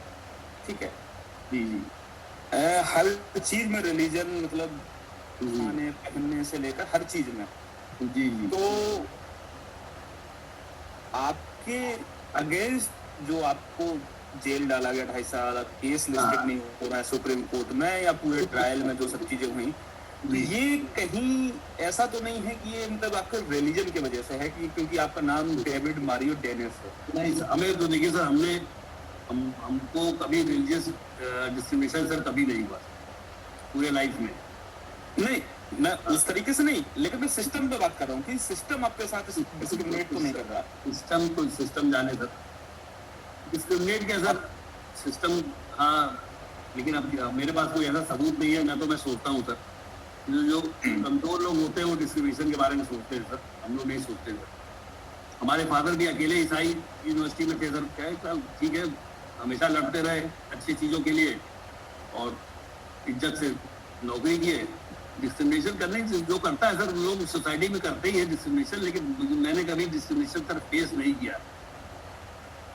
हमें अच्छे लोग मिलते रहे, अब उनके दिल में क्या पता नहीं, लेकिन सर ओपनली हमने कभी डिस्क्रिमिनेशन फेस नहीं किया। हाँ, क्योंकि जितना मैं थोड़ा सा रिसर्च किया जब आपकी स्टोरी कर रहा था मैं, तो उस दौरान भी मुझे पता चला कि इस बिजनेस में भी कोई दूसरे रिलीजन का मतलब उस तरीके से चीजें नहीं है। ईसाई तो बिल्कुल भी नहीं है बेसिकली, है ना? तो उस तरीके का, तो ये मैं डिस्क्रिमिनेशन के बारे में थोड़ा सा जाना। और दूसरा मैं ये, हमें अच्छे लोग मिलते रहे, वाइस चांसलर बड़े अच्छे से मिलते रहे सर, कोई ऐसा नहीं सर, हमारे साथ कभी ऐसा हुआ नहीं, कभी नहीं हुआ। बिल्कुल। तो सर थोड़ा सा गोरखपुर से हैं आप, और पिताजी डीएससी रहे हैं, वाइस चांसलर रहे हैं, तो गोरखपुर में रहते हुए कभी योगी आदित्यनाथ या किसी भी पॉलिटिकल लीडर से इस तरीके का कोई फेवर, कोई एनकाउंटर किसी तरह? नहीं सर, मैं कभी नहीं मिला हूँ सर, योगी जी से कभी नहीं मिला हूँ सर। योगी जी तो बात करते हैं सर, हम लोग गोरखपुर में 1900, हमारे फादर तो 1959 से हैं सर वहाँ पे। बिल्कुल। हाँ, तो ना तो कभी सर कोई ऐसा डिस्क्रिमिनेशन हुआ सर, नहीं कभी पॉलिटिकल कोई, हमारे फादर भी नॉन पॉलिटिकल रहे और अपने ही समाज में काम करते रहे। हमारे फादर 2 टर्म लगातार ऑल इंडिया कैथलिक यूनियन के प्रेसिडेंट भी रहे। लेकिन सर डिस्क्रिमिनेशन ऐसा कुछ में तो हम मतलब हमारे परिवार में या भाई बहनों ऐसा कोई कभी कंप्लेन नहीं रहा। बिल्कुल सर, सोसाइटी वैसी नहीं थी, लेकिन अब जिस तरीके से चीजें बन रही हैं और जिस तरीके आगे का तो पता नहीं, आगे तो सर देखिए, मैं तो 60 साल का होने जा रहा हूँ, 10 साल बाद और ये एक्टिव जिंदगी से तो मैं फिर रिटायरमेंट ले लूंगा। आप लोगों को सोचना है कि किस सोसाइटी में आपको रहना है, आप लोग जवान लोग हैं ना। डिस्ट्रीब्यूशन तो है सोसाइटी में, सब लोग देखते हैं, बात होती है, लेकिन तो पर्सनल ऐसा मेरे साथ तो नहीं सर। मेरे तो मतलब मित्र तो अक्रॉस, और हाँ, शायद ईसाई आदमी तो मेरा 1-2 दोस्त होगा, बाकी 99% तो सर मेरे नॉन क्रिश्चियन फ्रेंड्स हैं सर। और मैंने कभी मतलब सोचा भी नहीं कि सर इस तरह से मेरे दिमाग में कभी नहीं आया फेवरिज्म का हो, चाहे कभी कुछ नहीं सर। नहीं, मैं केस क्या उस केस का सर पता नहीं, जाने सर केस का कैसे मैं बता दूं सर। हाँ, मैं पर्सनल उस पर नहीं पूछ रहा था, मैं केस से रिलेटेड पूछ रहा था, क्योंकि ये बहुत सॉफ्ट टारगेट होता है ना कि इस तरीके की किसी व्यक्ति को सप्रेस करना। नहीं देखिए, वो तो चाहते थे कि मैं सिस्टम से बाहर चला जाऊँ, ये तो विनय पाठक हमेशा चाहते थे। लेकिन वो कर नहीं पाए। पुरानी राइवलरी है क्या कुछ की जो नहीं हमेशा सर, से कुछ start हुई? अरे हमसे उनसे क्या सर, मैं छोटा आदमी काम करने वाला, वो 1000 करोड़ के बड़े आदमी सर। तो फिर उस तरीके से चीजें कैसे बिगड़ी कि मतलब वो चाहते कि आपसे बाहर हो जाएं? जो भी रीजन हो सर, उनके पास कॉकस है लोगों का काम करने का, वो उन्हीं से कराते हैं। मैं उस कॉकस में नहीं शामिल हुआ, न होऊंगा, क्योंकि मैं पढ़ा लिखा हूँ, इज्जतदार हूँ, बढ़िया काम करता हूँ, चाटुकारिता नहीं करता हूँ, है ना। कॉम्पिटेंस है सर हमारे पे, उनके उनके पास जैसे वो इनकॉम्पिटेंट है, वैसे ही उनके सारे दोस्त और काम करने वाले इनकॉम्पिटेंट है। कॉम्पिटेंट आदमी क्यों चाटुकारिता करेगा सर? बिल्कुल। तो सर ये बदले हुए टाइम में जो आज रेजिग्नेशन हुआ उसका कुछ तो असर आएगा यूपी और जो टसल है, तो इस टसल के बाद आपको क्या लग रहा है कि ये किस देखिए, मैं तरीके तो से? अभी भी कह रहा हूँ सर कि धर्मेंद्र प्रधान जी की कोई गलती नहीं सर। क्या कर सकता है सर, वो तो दिल्ली में बैठा हुआ है सर। अब पेपर बिहार में, पेपर राजस्थान में, पेपर महाराष्ट्र के जो ट्रांसलेटर है वही पेपर दे देना सर। तो धर्मेंद्र प्रधान या प्रधानमंत्री जी हो चाहे कोई हो सर, वो क्या कर लेंगे सर? नहीं, मैं सर धर्मेंद्र प्रधान में आपके केस पे बात कर रहा हूँ, उसका हम साइड में कर देते हैं। धर्मेंद्र प्रधान मेरे केस में सर देखिए ट्रायल चल रहा है सर, हाँ। और राजा चौधरी जी सर हमारा पूरा केस समझे हुए हैं। हमारे अगेंस्ट कोई प्रूफ तो है नहीं सर। हाँ, लेकिन अभी भी मतलब 4 साल 2.5 साल आपको जेल में रहना पड़ा, चीजें बाकी प्रभु की मर्जी है, और जो भाग्य में लिखा होगा फिर देखा जाएगा सर। जैसे मैं बाहर हूँ वैसे अंदर था ना, अंदर हाँ, था, खाने पीने कोई चिंता नहीं था, कोई बाहर रही तो काम का टेंशन, इसका टेंशन, उसका टेंशन। बस ये है कि हमारी भाई घर फैमिली डिस्टर्ब होती है, लेकिन हमारी पत्नी तो भाई झांसी की रानी है, हिम्मती है बहुत। बहुत हाँ, बहुत अच्छे से उन्होंने जो है, कष्ट में तो बहुत थी हमसे, हमें तो कोई कष्ट नहीं था, उन्हें बहुत कष्ट था, लेकिन भाई झांसी की रानी की तरह वो लड़ती रही लास्ट तक। और पूरा श्रेय जो है 90% श्रेय अगर मैं अपने परिवार में किसी को देता हूँ तो 90% इन्हीं को है। और हमारे एक छोटे भाई साहब थे, इलाहाबाद में प्रोफेसर हैं, वो भी उनके सहयोग से। बाकी सर हमें बहुत अच्छे अच्छे लोग मिलते रहे सर। अगर ये सब केस नहीं होता सर तो राजा चौधरी जी से मैं कभी मिल ही नहीं पाता सर। इतने बढ़िया आदमी, आप लोगों से कभी नहीं मिल पाता। राजा चौधरी जी भी थे समाज में, मैं भी था सर, कभी मिलता ही नहीं। आज ये केस हुआ, उसी बहाने मिल गया। तो सर आगे तो बहुत काम मैं सोचता हूँ कि लीगल स्टार्टअप चालू करूंगा सर, जिसमें मैं चाहता हूँ कि सर अपने लाइफ टाइम में कम से कम 1 लाख लोगों का केस में लड़ूं सर, कम से कम 1 लाख लोगों का। तो लीगल स्टार्टअप की बात निकली है तो फिर तो थोड़ा सा बात कर ही लेते हैं कि आपने जेल में बहुत सारे कैदियों को जी बेल दिलाने से लेकर और तमाम लीगल एस्पेक्ट्स में उनकी हेल्प करी है, उसको थोड़ा सा आप बताइए कि सर वो लोगों को मतलब अपना क्या केस है, क्या धारा है, कुछ पता 80% लोगों को पता नहीं रहता सर। बिल्कुल सर, ये मतलब क्राइम कमिट करके आए वो तो ठीक है, वो तो सब होशियार है, मर्डर वर्डर करके आए तो, लेकिन जो बाकी लोग हैं वो तो न तो उनकी तारीख आती है, पता चला सजा काट लिए, सजा 1 साल की है, 1.5 साल से पड़े हुए हैं। तो ये सर तो जो लीगल कुछ है ऑर्गेनाइजेशन जो मतलब गवर्नमेंट के हैं, क्योंकि नहीं आपने जो इंडिविजुअल वहां पे काम किया, किस तरीके के लोग मिले और मैक्सिमम सजा सर 6 महीने की है। अगर वो बंदा 6 महीने 1 दिन और हो गया तो क्या आपको नहीं पता है? कंप्यूटर में सब पता है, लेकिन वो पड़ा हुआ है बेचारा, उसका कोई जानने वाला नहीं है, उसका कोई घर वाला नहीं है, उसका कोई करने वाला नहीं है। तो ये तो सर लीगल जो ऑर्गेनाइजेशन है जो जेल के साथ काम करती है, उनकी इनकॉम्पिटेंसी है सर। इनके पास तो जैसे कोई आदमी आता है उनके पास मालूम होना चाहिए डेटा, तो भाई ये आदमी आया है, इसकी मैक्सिमम जो धारा लगी, मैक्सिमम सजा ये है। सर 400 लोग निकले थे वहां से, पर्सनल समय छोटे छोटे क्राइम थे। हाँ 400 लोग निकले सर उस समय। एक लड़का था, वो भी वकील था, उसने बहुत मदद किया उन लोगों को। वहाँ कोर्ट में गया, एप्लीकेशन, अब एप्लीकेशन नहीं लिख सकते सर, पढ़े लिखे नहीं है, आप अपनी बात नहीं कर सकते तो फिर पढ़े रहिए चुपचाप। उनके लिए करने वाला कोई नहीं है सर। तो मैं तो राजा चौधरी जी से मिला हूँ सर, तो आज भी सुबह सोच रहा था कि अगर भगवान ने मतलब उस तरह रखा हमको सर। तो मैं लीगल स्टार्टअप भी इन्हीं के माध्यम से करूँगा सर। ये तो बहुत ज़्यादा मतलब सोसाइटी और यंग हैं, अगर इन्होंने सहयोग किया तो 1 लाख क्या उससे ज़्यादा केस हम लोग लड़ सकते हैं सर। बिल्कुल बिल्कुल, इंडिया की जेलों में तो बहुत सारे लोग हैं, इनके जैसे बहुत लोग हैं सर। नहीं, हम सिर्फ जेल की बात नहीं कर रहे हैं सर। गरीब आदमी जिसके पास लीगल जानकारी नहीं है, लीगल एडवाइस नहीं है, लीगल लोन नहीं है, वो बेचारा मन मार के रह जाता है। तो वो भी तो सर 1947 से देश के का नागरिक है, उनके प्रति हम लोग का कोई वो नहीं है सर। बिल्कुल है। हैं?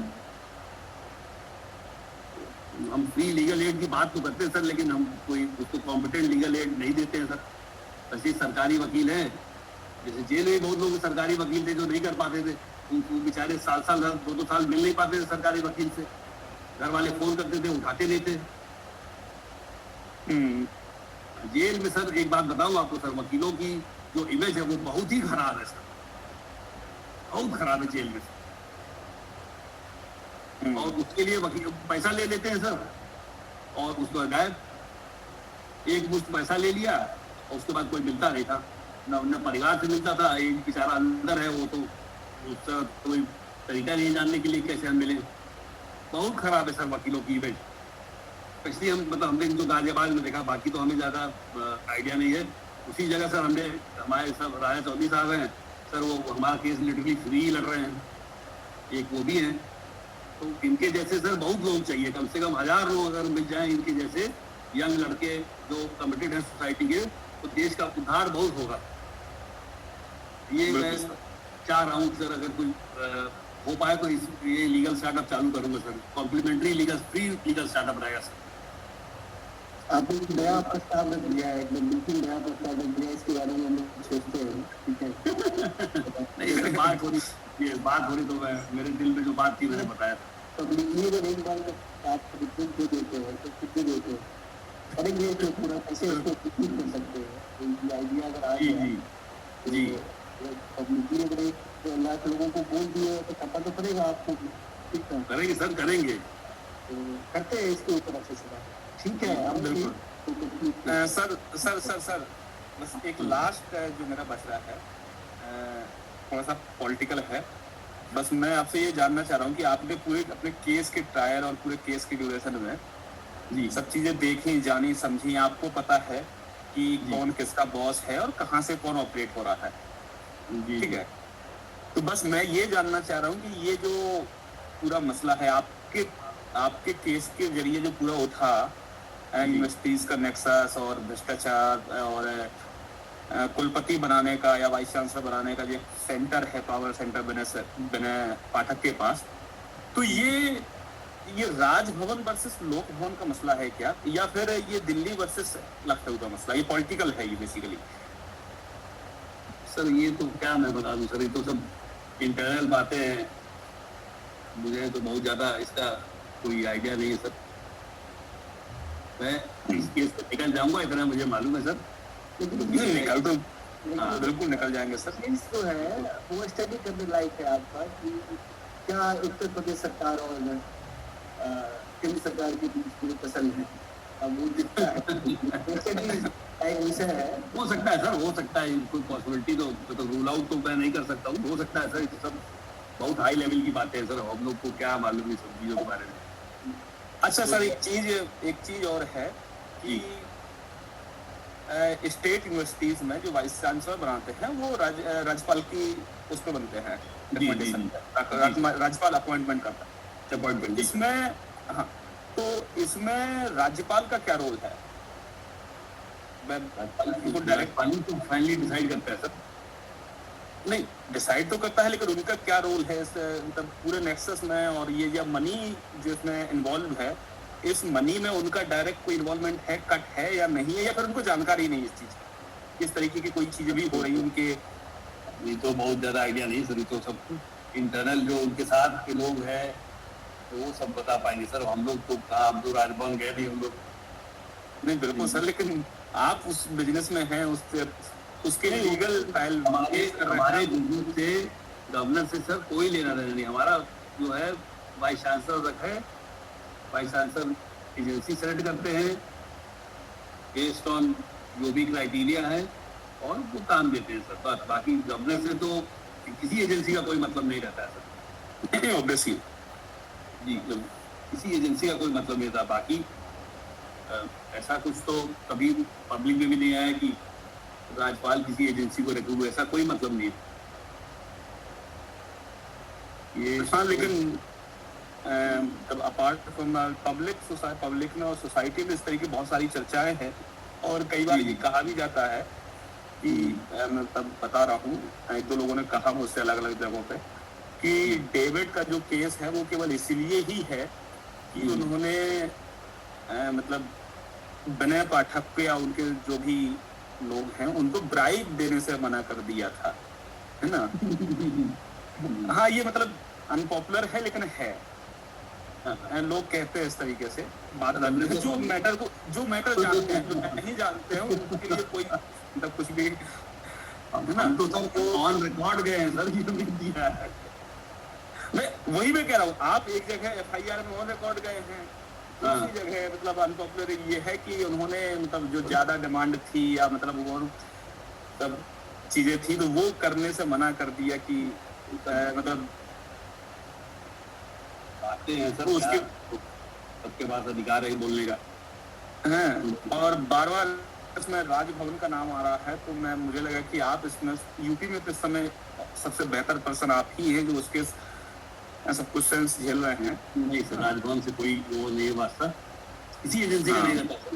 हाँ, वो सिर्फ हमारा तो काम यूनिवर्सिटी के अंदर है सर, बाहर नहीं रहता नहीं सर। तो कोई भी एजेंसी ऐसा नहीं है सर जो इसके लिए रिकमेंडेशन शायद वहां से आया था, कोई जरूरत ही नहीं सर। अच्छा सर, एक लाइन में आप इसका जवाब दीजिएगा कि इस पूरे बिजनेस में, जिस बिजनेस में आप इन्वॉल्व थे या कर रहे थे, इसमें पैसा कितना है इन्वॉल्व, मतलब पैसा कितना है, मार्केट कितना बड़ा है सर? मार्केट तो देखिए सर ऐसा है कि अगर आप ईमानदारी से, बहुत छोटा मार्केट है सर, क्योंकि अभी इसमें आईटी पेनिट्रेशन इतना है नहीं सर, है ना। आईटी पेनिट्रेशन और जो भी एजेंसीज हैं वो बहुत ज़्यादा, 2 यूनिवर्सिटी 3 यूनिवर्सिटी से ज़्यादा हम नहीं जानते कोई यूनिवर्सिटी पे काम करता हो सर। हमारे जो एक उस्ताद थे जेकब साहब, जो मैथमेटिक्स में थे, जिनसे मैंने काम एसोसिएट किया, सीखा उनसे, तो उन्होंने हमसे कहा था शुरू में कि डेविड 1-2 यूनिवर्सिटी कर पाओगे, ज़्यादा नहीं कर पाओगे, तो प्लानिंग करना। हमने कहा सर ठीक है, और अल्टीमेटली 20 साल में मैं 6 यूनिवर्सिटी में काम कर रहा था, लेकिन बाकी जगह सर जब बहुत ज़्यादा नहीं, 2-3 यूनिवर्सिटी ज़्यादा कभी नहीं काम कर पाता है। ये 365 एग्जामिनेशन का काम है सर। स्टूडेंट की कंप्लेंट है, किसी का रिजल्ट रुका हुआ है, किसी का कोई प्रॉब्लम है, किसी को, तो सर ये बहुत ज़्यादा इन्वॉल्वमेंट का काम है सर, तो आप बहुत ज़्यादा इन्वॉल्व नहीं हो सकते। उसी के बनस्पत अगर आप सॉफ्टवेयर की बात करें तो वो बहुत, आपने बेचा, आपने पैसा लिया, आपने आफ्टर सेल्स और कोई इन्वॉल्वमेंट नहीं, आप आराम से बैठे हैं। इसमें 365 डेज का इन्वॉल्वमेंट है सर, छुट्टी हो, दशहरा, दिवाली, क्रिसमस, सब आपका अगर कंप्लेन है तो आप काम कर रहे हैं। बिल्कुल, बहुत ज़्यादा क्वेश्चन पेपर, जो यहाँ का क्रीम काम है सर, तो क्वेश्चन पेपर का है। अच्छा, वो सब, बाकी ये सब कामों में सर बहुत ज़्यादा कुछ ऐसा नहीं है। ये आप हमारे ख्याल से किसी एजेंसी, जो जितनी एजेंसियां काम कर रही है, कोई भी मतलब जिनका टर्नओवर साल का 25-30 करोड़ से ज़्यादा तो किसी का नहीं होगा सर। छोटी एजेंसी है सर, बड़ा नहीं है। बिल्कुल। चलिए, मेरे एंड से तो अभी यही था। बाकी अगर आप लोगों में से किसी का कोई सवाल है तो आप पूछ सकते हैं डेविड सर से। जी, हाँ प्लीज। राजा सर, श्रुति जी, जी संदीप, तुम्हें पूछना है तो पूछ सकते हैं, अदरवाइज यू कैन कंपाइल।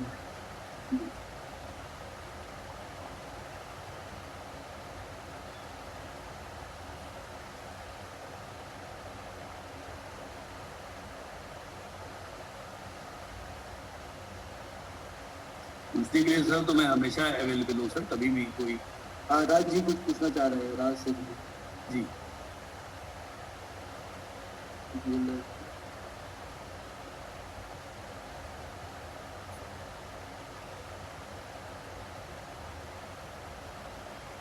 चलिए मैं ही एक चीज पूछ लेता हूँ आपसे कि लार्जली जैसे हम लोग क्लासिकल लॉ टर्म में कई बार ये समझना चाहते हैं कि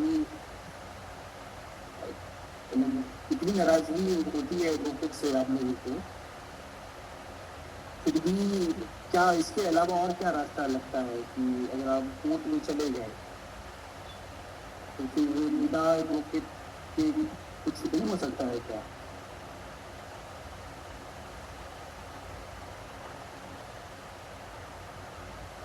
देवर जी। हाँ सर। हाँ यही पूछ रहा हूँ कि बिना एडवोकेट के मतलब आप ये समझिए कि इस पूरी प्रोसेस में तो आपका करोड़ों खर्च हुआ होगा पहले, दूसरा कि आपका शायद बहुत सारे पैसा भी बचा हुआ है, रुका हुआ है। जी जी जी जी। हाँ तो मतलब how do you see the justice there? Justice क्या है सर, जस्टिस हमें तो कोर्ट से ही जाना होगा सर। कोई भी वाइस चांसलर सर गवर्नर के अगेंस्ट नहीं जाएगा सर, वो तो इतना हिम्मत तो अभी तो एग्जिस्टिंग वाइस चांसलरों में है नहीं सर। तो ठीक है, मेरे पास कोर्ट का रास्ता है सर, आप जैसे अच्छे लोग हैं, मैं कोर्ट के माध्यम से बात करूंगा इनसे। डायरेक्टली कोई नहीं बात करता सर, डायरेक्टली किसी की हिम्मत नहीं बात करने की सर, क्या करेंगे वो लोग। कोर्ट के माध्यम से लूँ ना सर पैसा धीरे धीरे। जो ऐसा मैं पूछना ये चाह रहा हूँ कि जो एडवोकेट्स को लेकर के नाराजगी है लोगों में, वो अक्सर किस बातों पे होती है? सर वादा खिलाफी सबसे बड़ी बात है सर। अब आपने जैसे मैं वहाँ बताऊँ, मैं एक बड़ा गरीब लड़का था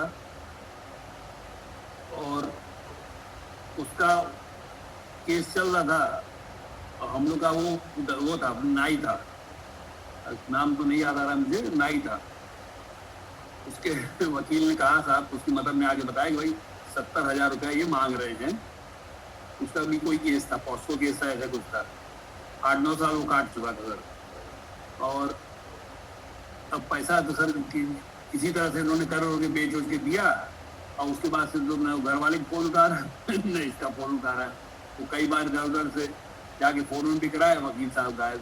वो इलाहाबाद के कोई वकील थे, हाई कोर्ट से मैं करा दूंगा, ऐसे बहुत से केसेस हैं सर बेचारे।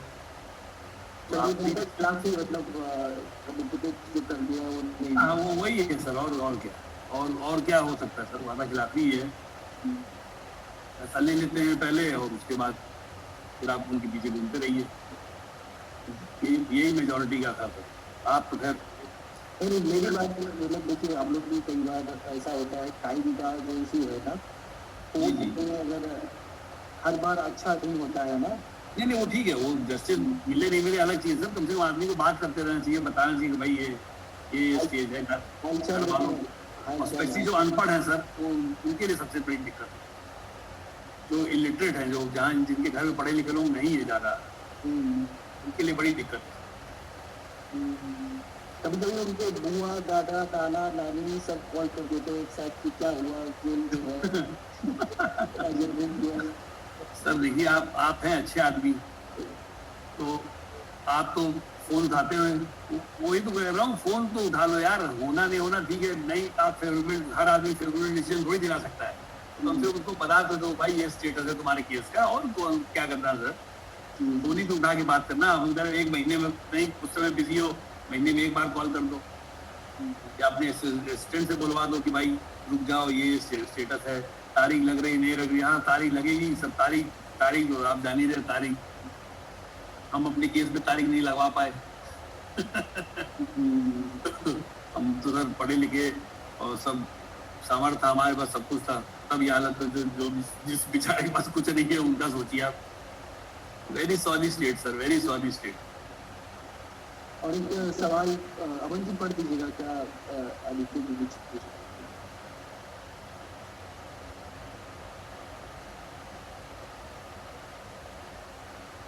There is always a pressure on government to put necessary state to reform in the this stuff, but how the judiciary plan for for reforms and efficiency in system, and there no public pressure for compulsion like government duty, election and protest. Judiciary को सुधार करेगी या नहीं करेगी, ये पूरा जो process delay होता है न्याय व्यवस्था का।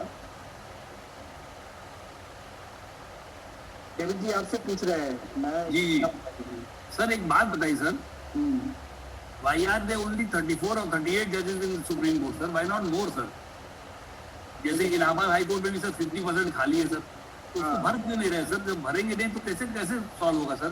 तो एक जज के भी तो सोचती सर, वो भी तो इंसान है, तो कितने केस सुन लेगा? ये सब जो गवर्नमेंट को दिखता होगा सर। जी जुडिशरी की रिफॉर्म पे हम लोग बात करेंगे, अभी इस पे और ज्यादा बढ़ना पड़ेगा। नंबर ऑफ जजेस शुड इंक्रीज सर, बहुत ज्यादा होना चाहिए सर, ये तो कभी खत्म ही नहीं होगा case. 66 lakh cases high court में पेंडिंग है सर, 66 लाख, उसमें 11 लाख यूपी में सर। तो बेचारे जज भी क्या करेंगे सर, इंसान है, कितना सुनेंगे, क्या करेंगे सर?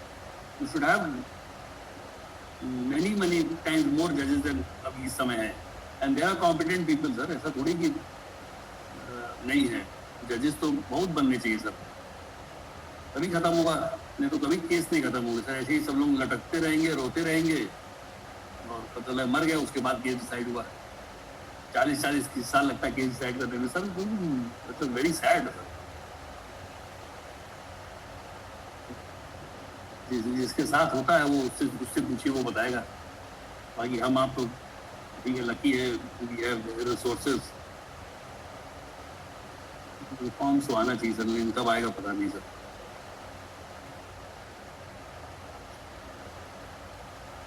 अमन जी और कुछ पूछना है? आप करते हैं नहीं सर, अभी तो मेरे पास कुछ नहीं है। ठीक है, अभी इसको कंक्लूड करते हैं। Right sir, thank you sir. ठीक, थैंक यू। मैं आप लोग सभी लोगों को बहुत बहुत धन्यवाद।